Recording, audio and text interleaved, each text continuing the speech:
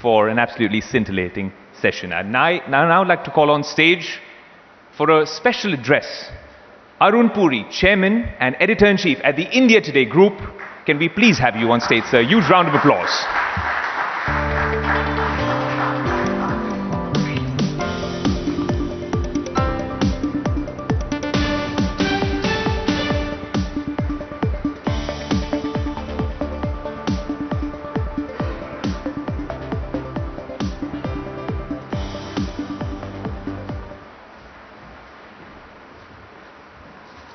Good evening, ladies and gentlemen. I think we should wait for our chief guest. He's just in the lounge. I think he'll be here in a minute. Mr. Aroon Purie.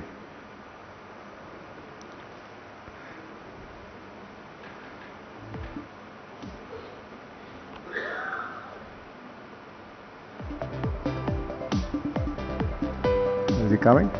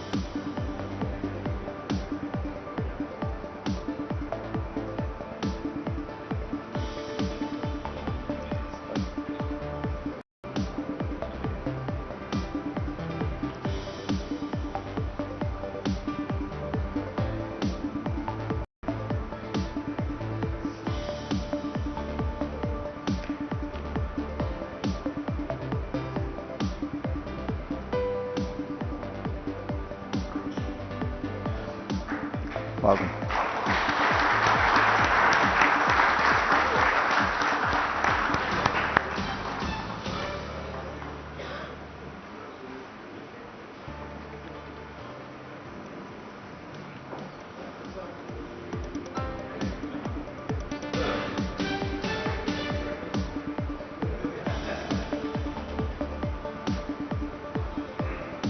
Okay, we can start now.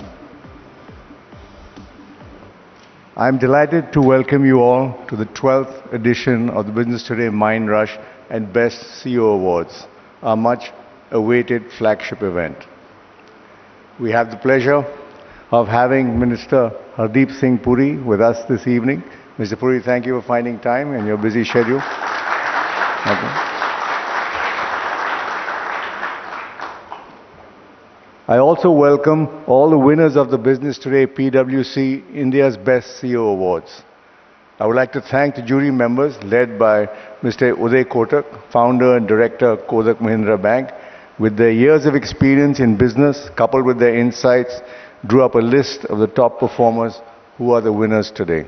Unfortunately, Mr. Kotak couldn't be with us. He's got high fever, but he is with us in spirit. 2024 is indeed a big year with the general elections coming up. Not just in India, over 64 countries and the European Union will vote this year, representing a staggering 49% of the world's population. This year, then, will shape much of what is to come. Amid all this, India for the moment is in a sweet spot, as we've heard in many conversations. I would like to point out 5 reasons why this is. First, as you all know, is the China plus one phenomenon. After the pandemic, countries across the world are diversifying their supply chain. This is the most welcome development for India. We must step up and take advantage of that quickly, because this window will not be open forever. There are already encouraging trends visible. According to a study by London-based Fathom Financial Consulting, India's electronic exports to the US as a ratio of China's has already risen from 7.65% in November 2023 from 2.5% in November 2021. Second, as you all heard from Mr. Amitabh Kant, the massive push on infrastructure of this government, which is having a huge multiplier effect on the economy. The government has announced capex of 11.1 lakh crore in the interim budget, and hopefully private sector investments will follow. Third, India's digital public infrastructure, UPI, Aadhaar, ONDC, etc., has earned the admiration of the world and is proving to be the great booster for the digital age which we are living in. With the advent of AI, this will further accelerate. Fourth, the Insolvency and Bankruptcy Code and banking reforms, which have cleaned up the balance sheets of banks, enabling them to lend for productive purposes. Fifth, the booming stock markets is a reflection of the optimism investors have in the economy. Just a couple of days ago, the Sensex breached the 74,000 mark for the first time ever. The index has registered nearly a 3 times jump when compared to the low it touched during the peak of the pandemic in 2020. And that's not all. The investor base too has more than 3 times jumped in the last 5 years. Earlier this month, the total number of unique investors on NSE crossed 90 million mark for the first time. And all this is reflected in the phenomenal GDP growth of 8.4% in the third quarter of this fiscal, and 7.6% estimated for the fiscal year 2024. This continues to make India the fastest growing major economy in the world. But despite these obvious advantages, there are challenges which need to be overcome. And this you've heard too. Most important is jobs and skilling. They continue to be areas of concern. There's been an improvement in some urban employment, but more than unemployment, India's real problem is that of underemployment, where people don't get the right jobs suitable for them. Most people in India can't afford to be unemployed, and therefore don't even register in the unemployment rates, in the statistics. Creating regular wage employment, increasing women's participation in the labor force, and improving the employability and skills of our youth remain major challenges. And talking of jobs, while we work towards increasing the share of manufacturing in our GDP from 17% to 25% over the next 10 years with schemes like PLI, we must not ignore the services sector, which is a huge job creator.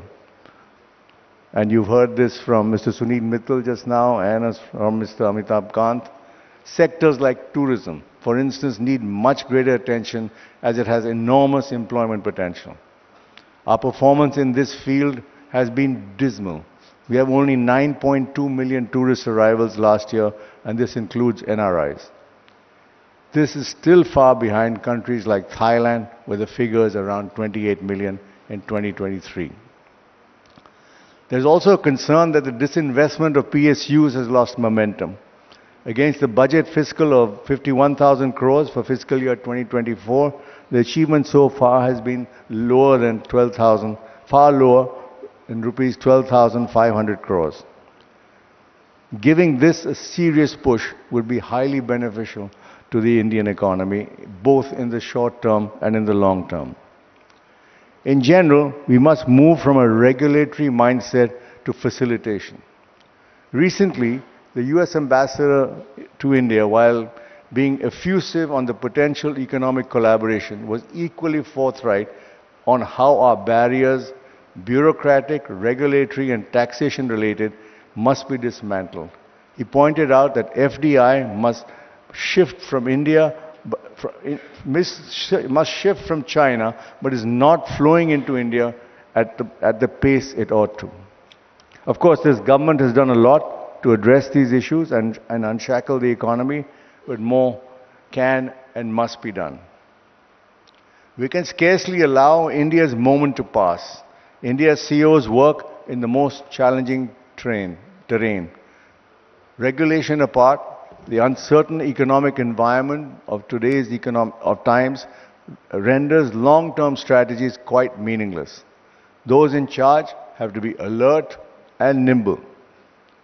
I'm sure the winners this evening know that only too well, having navigated the pandemic, geopolitical tensions, supply chain disruptions, cybersecurity risks, and the emergence of artificial intelligence, and a lot more.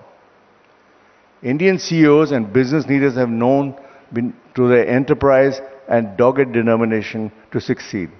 There can be no better evidence of that than the galaxy of India's best CEOs assembled here today. I have always believed the strength of India is its entrepreneurs.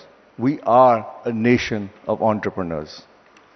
I congratulate you all for creating enterprises that we can be proud of.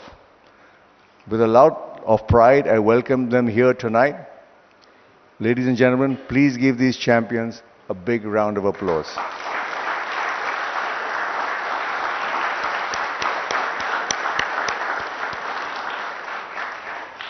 Our chief guest, Mr. Purie, has had a long and storied career as a diplomat, trade negotiator, and central minister. In the past 2 terms of the Narendra Modi government, he has served in multiple ministries, including housing, civil aviation, commerce, and industry. His tenure across both his current ministries, petroleum and natural gas, and housing and urban affairs, has been impressive. With a single-minded approach, his work has seen high levels of impact at the ground level.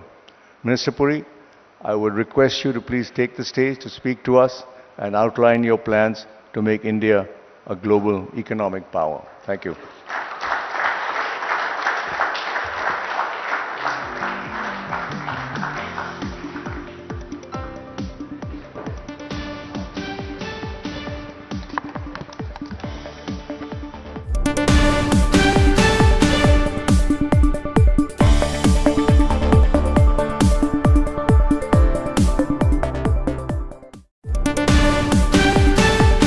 New heights. In this session, we'll delve into India's urban development initiatives, sustainable growth strategies, and the future of energy sustainability. It's moderated